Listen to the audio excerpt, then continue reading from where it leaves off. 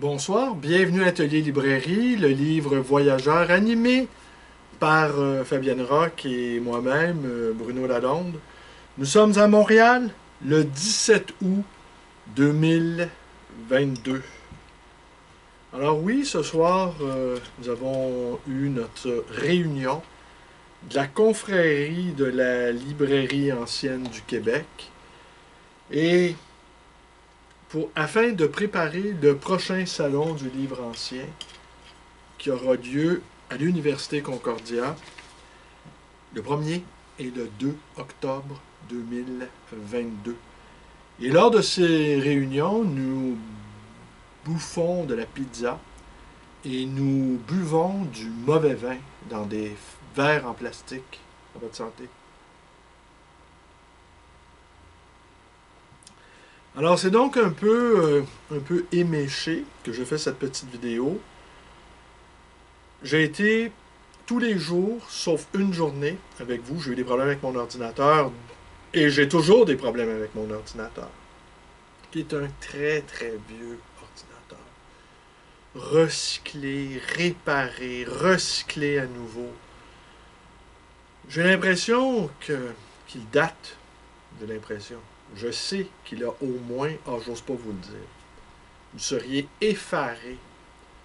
C'est un vieux machin poussif, probablement infesté de virus. Les logiciels, ouais, c'est Word, pas Word, c'est pas Word, c'est le truc là, de Bill Gates. Windows 7, je pense. Imaginez. Bientôt, il s'approche, il va devenir une antiquité moderne. Alors donc, nous avons notre réunion, nous discutons. Et comme c'est moi qui est le président, eh bien, je suis obligé de faire preuve d'une très grande humilité.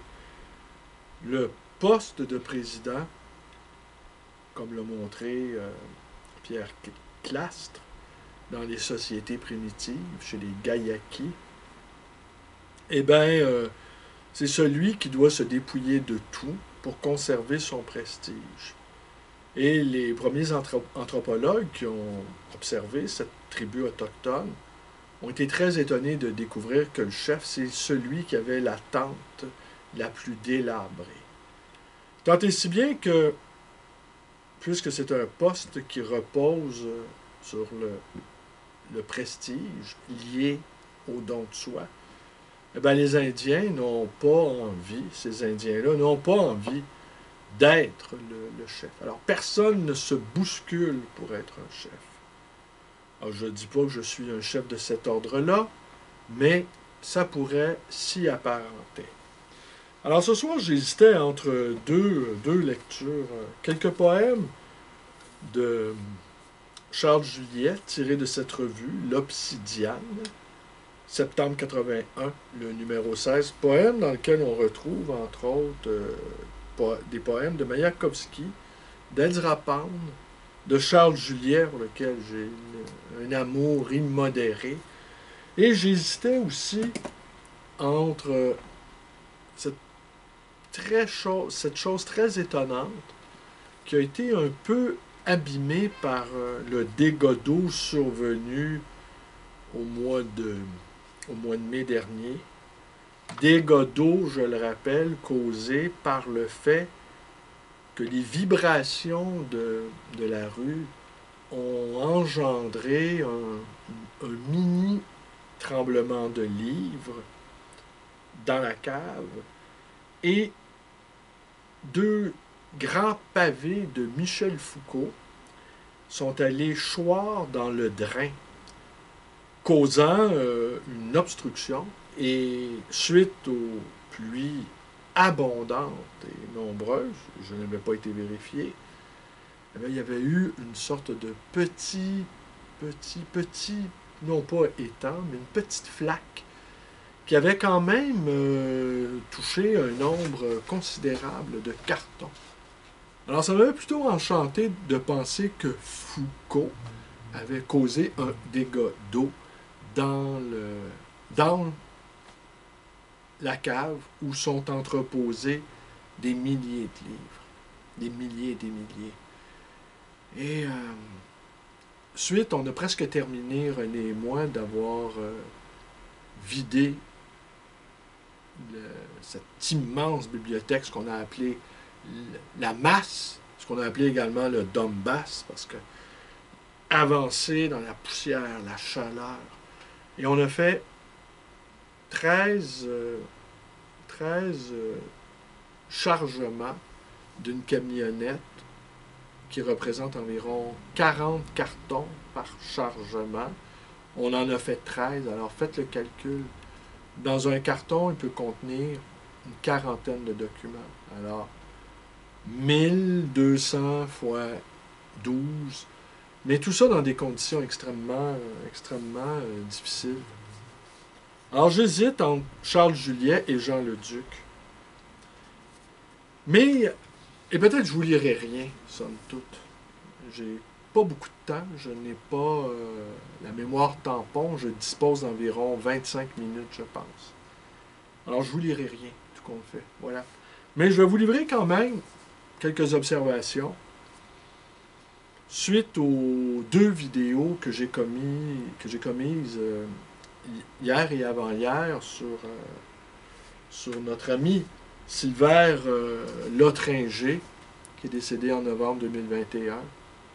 Pour la petite histoire aussi, Lotringer a fréquenté le psychanalyste François Péraldi, qui détestait le Québec, et qui a accueilli et qui a recueilli sur son divan des dizaines et des dizaines d'intellectuels québécois, mais qui nourrissait une aversion profonde pour le Québec. Le refoulé péraldien, c'était la haine du Québec. Alors, il arrive qu'on m'interroge à la librairie sur l'une ou l'autre des vidéos que je fais, qu'on s'étonne de certaines réflexions, qu'on apporte aussi parfois un bémol, ou encore qu'on apporte un supplément d'information. Alors, concernant j'ai pris en note quelques notes. J'ai fait quelques notes. Donc, concernant ce qui s'est passé avec la manifestation, la parade annulée de la fierté gay, eh bien, ce que beaucoup de gays bontins me disent, c'est qu'ils sont devenus rejetés par la communauté LGBT, etc., etc., car ils sont perçus comme des conservateurs étant de stricte obédience gays. Ils sont perçus comme des conservateurs et même comme des straights. Ils ne sont plus vus comme des membres de la communauté LGBT, etc., etc. Par ailleurs, un autre point sur la vidéo d'hier et d'avant-hier sur l'introduction de la French Theory dans les institutions. Pour ma part, pour moi, critiquer l'institution universitaire comme les tenants de l'anti-wokisme le font, pour moi, ça n'a aucune espèce d'intérêt. Vraiment, critiquer l'institution universitaire, je pense que c'est le degré zéro de la critique. Soit on en fait partie, et soit de l'intérieur, on réussit à avoir des lignes de friction, ou soit on n'en fait pas partie et on juge qu'on a mieux à faire. En réfléchissant à l'apport de la French Theory et à mon propre rapport existentiel comme libraire, ça fait 30 ans que je suis libraire, mais ceux qui me connaissent bien savent que j'ai beaucoup de plaisir à être libraire. Mais au fond, pour moi, être un petit commerçant, c'était une manière de rester libre. C'était une manière de ne pas avoir de patron, de ne pas avoir d'employé, car ça c'est important, parce que si on supporte mal de subir l'autorité, on peut se douter qu'on supporte mal également de la faire subir aux autres. Et que finalement, mon activité de libraire me permet d'être un artiste. Voilà, le mot est lâché. Un artiste qui ne se sent même pas obligé, même, mais ça, c'est peut-être difficile à comprendre, d'avoir une œuvre, d'avoir des livres publiés, et même d'exister artistiquement. Il y a quelque chose qui me répugne un peu à l'idée de me retrouver en compagnie, par exemple, d'autres écrivains. Il me semble qu'un écrivain seul, c'est déjà beaucoup. 10 écrivains mis ensemble, ça m'apparaît extrêmement inquiétant. Alors forcément, les écrivains qui ont du succès, ils sont fort peu nombreux, je vais dire heureusement, eh bien, entre eux, ont des rapports ambigus. Toujours de rivalité sourde. C'est très, très rare qu'il y ait une véritable amitié entre écrivains. En tout cas, je n'ai pas vu ça souvent, à moins que ce soit un jeune admiratif vis-à-vis son aîné. Ce que j'ai jamais vu non plus, c'est des universitaires québécois, lorsque j'avais ma librairie à Côte-des-Neiges, qui était dans le quartier universitaire. Je n'ai jamais entendu en 25 ans un universitaire québécois dire du bien d'un de ses collègues. Ce qui fait qu'on a envie de se garder loin aussi de cette institution universitaire. Alors, oui, vivre en artiste, une sorte de dilettante supérieur, une sorte d'amateur un peu inconscient, qui lit les choses qui lui plaisent, qui écrit sans autre visée que le plaisir d'aligner des phrases, qui a même une sorte de dégoût anticipé presque de se retrouver sacré écrivain, dans un univers post-littéraire, sans doute, comme le disait l'autre. Alors, suspension de l'esprit critique, créativité quotidienne sans se préoccuper d'aucune forme de résultat. En réfléchissant également à l'influence de la philosophie orientale dans l'univers conceptuel des penseurs de la French Theory, je me suis demandé si le Québec avait subi cette influence californienne.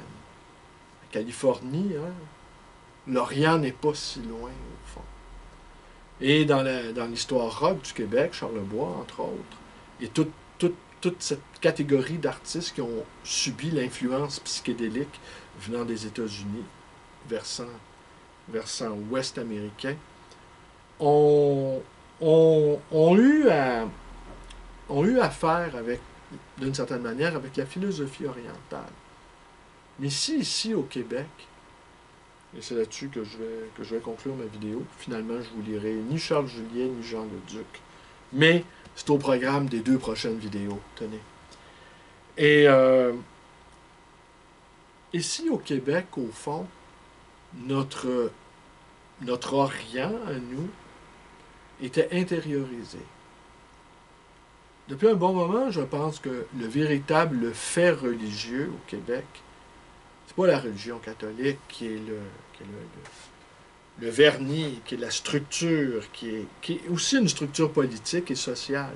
Sans l'existence de l'Église, sans la structure de l'Église, qui elle-même relève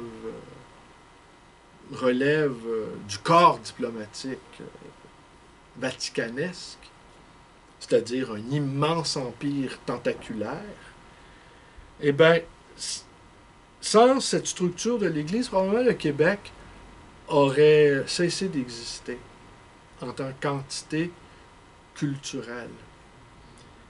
Mais peut-être le vrai cœur le vrai fait religieux, c'est la spiritualité autochtone. Au fond, évidemment, très refoulée. Et quand j'entends par spiritualité autochtone, je parle d'animisme. Et que le véritable fait religieux au Québec, donc, ce serait l'animisme. Et que cet animisme-là, eh bien, il est oriental. Et qu'au fond, le Québec serait, vraiment sans s'en apercevoir, serait un territoire et les habitants auraient été davantage influencés par la pensée asiatique que ne l'a été les penseurs de la French Theory avec l'influence de l'Orient. Mais tout ça, c'est évidemment à réfléchir. Peut-être, je dis n'importe quoi, et les 3 verres de vin bu ce soir ont désinhibé une parole qui déjà l'est passablement. Voilà. Je vous dis à demain et à votre santé. Nos soirées d'études, ce ne sont pas des soirées où les amateurs de grands crus y trouveraient leur compte, va sans dire.